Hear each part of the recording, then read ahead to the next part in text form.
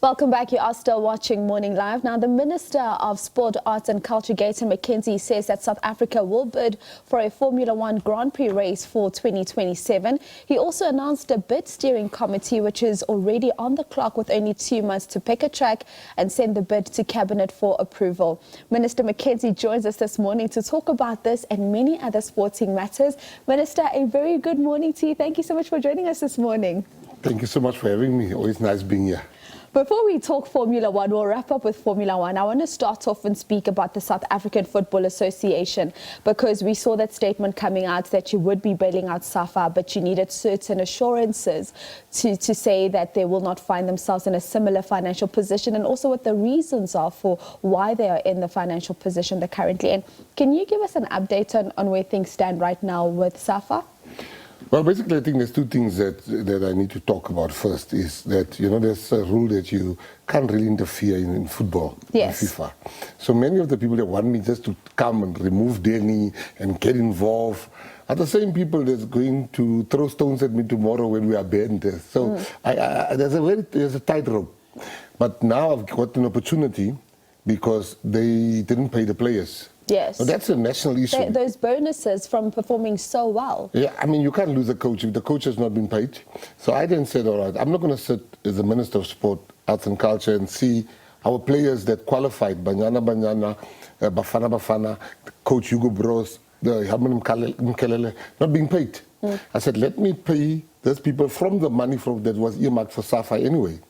But that gives me opportunity now to do a forensic investigation to say, I've first afforded them opportunity to say, tell me why you're in this position, tell me how you're going to get out of this position. What will then follow, after they give me the answers, I will then have a forensic investigation into the affairs of SAFA. And it's not interfering, it is following our money that we've been giving them all along. We have a right to investigate what happened to our money. So Indeed. That's the plan. And I mean, Minister, you correctly say that it is a very thin line between following your money and ensuring that you're not interfering, because we saw similar instances with Zimbabwe and Kenya getting banned where government was saying we want to follow our money. No, definitely I agree with you, but you see what I'm doing is I'm doing it very cleverly and circumspect. Because yes, you saw. So I'll be very clever, you see, because I don't lose the coach, I don't lose the players. I don't want to lose the deputy coach, assistant coach, because these guys have done so well. What does it say about us as South Africans? There's countries like Burkina Faso. Their players maybe didn't qualify, but they got paid their money. South Africa, we qualify and we don't pay our players. Then I'm also to blame as a sportsman. Then I'm a useless sports minister if I fold my arms and see people. These are happy days. The happy days. People must get their bonuses. People have worked hard.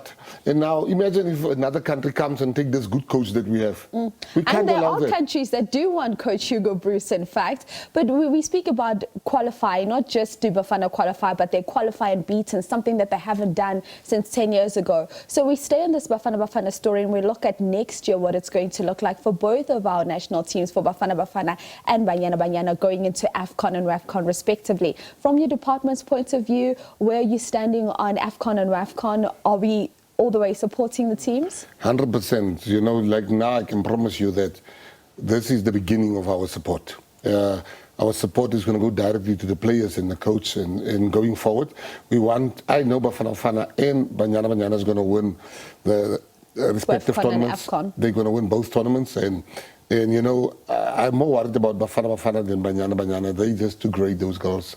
And we're going to give them maximum support, maximum. We're actually going to support Banyana more, because they're developing side, they new, defending champions. They're defending champions, and they're going to make South Africa proud. The same with Bafana, but they've gotten from us. But we have to support Banyana. We do have to support Banyana. Both teams, of course, going to be out in the African continent. It's WAFCON Banyana in July 2025, and in December 2025, it is going to be the Africa Cup of Nations for Bafana. Let's then move on and speak rugby, because we heard the concerns that you had and wanting clarity on that equity deal around SARU. Are you at this moment then are able to give us an update on what the government's standpoint is on what SARU would like to do? Well, I think the first thing that went out is that SARU is selling the Springboks rights, and there's a lot of miscommunication that went out. Here are the three facts, and the last fact is where we are at the moment. I looked at that deal, and I got letters from the federation saying, the union saying they're not happy with the deal. And SARU wants them to vote on the deal. I then said, I wrote SARU a letter where I asked them, can you kindly not have the vote now? SARU heeded my call, they didn't have the vote then. I then said, stop complaining about the deal, South Africans, where's your deal? Bring a deal. You can't just say the Eckley deal is nonsense, but where's the deal to compare it with in order to see it's nonsense? I said, give us a better deal. And I must say today that a lot of South Africans billionaires has responded. Their bids are in. I think SARU is going to evaluate and present their bids, which they should present the bids, and they will take a decision. I've spoken to the Eckleys, because we don't want to just chase people away that brings foreign direct investment. People want a bargain. So if it's a bargain of offer, you must blame the seller, not the buyer. And I spoke to the Eckleys. I said, guys, you have a chance to up your offer or to change your offer, but I think end of this month, the time for the offer is expiring, and the option is expiring. So I think we will get a best deal for South African rugby. But I'm just glad that SARU has heeded my call. I'm also glad that the billionaires, people like Johan Rupert and a lot of other billionaires that personally contacted me. And I said, you guys are just talking too much. Put your money where your mouth is. And they did that. And they called my bluff. And I'm happy for them. Saying, all right, you talk too much, Minister, here's our check, take it. So yeah, that's where we are with it. And we will be keeping our ear on the ground just to follow that story and find out where it eventually wraps up. But something else that you've been very busy with right now is Formula One. We saw the presser that you had yesterday, speaking all things Formula One. You've got your bid steering committee. You had the presser at Kyalami, but let's speak to the possibility of if a Durban or a Cape Town were to throw their name into the hat to host this Formula One that you'd like to have in South Africa in 2027. Would that door still be open for them? Wide open. Look, Formula One, if it was only allowed to have a race at the track, that door would have been shut. But Formula One allows you to have a street race. So that door cannot be shut for other people. Kyalami has done so much for motorsport, but if you have a bid from Bloemfontein or from Cape Town, you're welcome, because there's a possibility of a street race, and it just needs to make sense. What we are doing now is separating the boys from the men with the promotion, looking for a promoter, because I say to people, I get like hundreds of people saying, we want to be promoting F1. This is not Mahime Pap. This is a serious thing. This thing is not, you don't wake up, it's like violin. A violin player, no matter how talented you are, you can't wake up today and next week then you know how to play the violin. The same with F1. We want serious people. If you don't have money, don't even bring in a bid. If you don't have sponsors, if you don't have the backing of your provincial government, don't guys, let's not waste time here. Yeah, I also want to host the F1 as a promoter, but I can't. So let's get the serious players, the people that can sign the check, people with money. If you don't have that, don't come here with no, what about me? I'm black, I must be empowered. Hey, wait, Chief. We are coming to those things. You can get empowerment there somewhere, have a stall there or get something. But you can't come here. This is a serious country event. There's some black guys with money.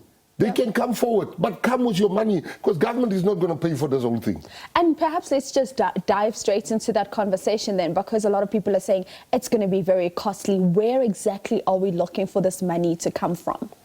Well, you see, firstly, what people need to understand, Rwanda, a country that we are 30 times richer than Rwanda, and Rwanda wants this thing. We are twice as rich as Hungary, GDP, in terms of GDP. We are 5 times probably Azerbaijan, Baku. They have it.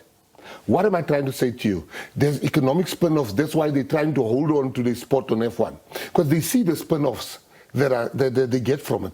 So sponsors, I've been inundated with sponsors wanting to put their money into the F1 Formula. Where I get involved as the minister is the ticketing prices. Because I want to make, and the broadcasting rights, is to make sure a lot of people see it, and a lot of people get access to watch F1. And how I intend to do that? Very easy. I'm going to try to get the tickets at 2,000, 3,000 rands entrance. Saturday and Sunday. Friday will be a bit cheaper. But those are the tickets we're looking at, around 30,000 rands to go watch the race. General access. General access. Where are you going to pay? It is the paddock access, VIP. There we're going for 200,000. Whatever. If you can't complain, you must go to general if you complain. Yeah. There you can't listen to people. Bo McKenzie will watch a general because we're going to complain about paying 200,000. I want people that has money. We are taxing the rich here in this instance. Yes. We want the rich to subsidize people. For those general access tickets. You understand what I'm saying? But I don't want to hear people's complaints about, why are we paying VIP 200? If you are VIP, then you mustn't complain. Real VIPs, they don't complain about the price. They just swipe. Cash contant. Cash contant. Minister, just before I wrap up with you, I did want to speak about the steering committee and perhaps the selection of that committee and the fact that the timelines are very tight at this moment and they're close. And you mentioned Rwanda, who have already submitted their bid that will be going up against. I think let's start with the Rwanda thing. You know, there's this thing where South Africans and Africans in particular should forget this thing of always minimizing ourselves. You know, why is it that it should be Rwanda or South Africa? Why? You get a F1, you get Formula One in 7 countries in Europe. Nobody says, no, Monaco shouldn't get it or Italy should get it. If you stand in Monza, if you 5 hours from Monza, you get Imola. That's an F1 there. There's an F1. 5 hours from Monza, there's Monaco. So I'm saying that in a radius of 15 hours, there's 3 F1s you can visit. Italy's got 2. A country has 2 F1s, but the continent has 0. This is our time. I am saying that F1 is coming. Whether it's Rwanda, we're saying Rwanda should get it. South Africa should get it. We should just get it first. All right. Minister of the Department of Sport, Arts and Culture. I remember when you came in as a minister, you spoke big about you're going to walk, you're a healthy minister. Let's take you down memory lane a little bit and do a little comparison of how far you've come in terms of that journey.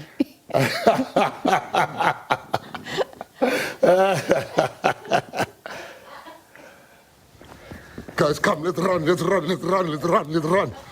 If you run today, come on, guys, let's go.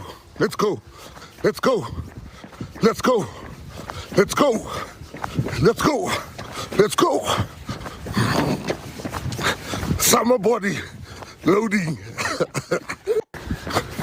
Summer body, Minister, you've come a long way. Who's that fat guy? We don't know him. We don't recognize him. How many kilos have you lost? 20 kgs. 20 kgs? Yes, I'm not there yet because I must still lose 20. Maybe I look like you know, but I'm still not there yet. But I want to say to everybody who want to lose weight, I've lost 20 kgs this far. And my advice to everybody is, you know, when people say you must eat right, there's going to come days when you fall off the lorry, where you eat cake, tumbling, meat, pap, everything. Get back to, you don't need to eat salads, but just eat lesser. So people give up after they've eaten bad once. Yeah. There were 3 days I would eat bad, but I'll come back again. As long as you come back. Ladies and gentlemen, the Minister of the Department of Sport, Arts and Culture, Minister Gayton McKenzie. We have unfortunately run out of time, but I'm still going to put him on the spot to support Morning Live as we back up our netball goals going to Gibraltar 2025. It is the Youth World Cup. Let's take a break now and then Sakina back with you after this.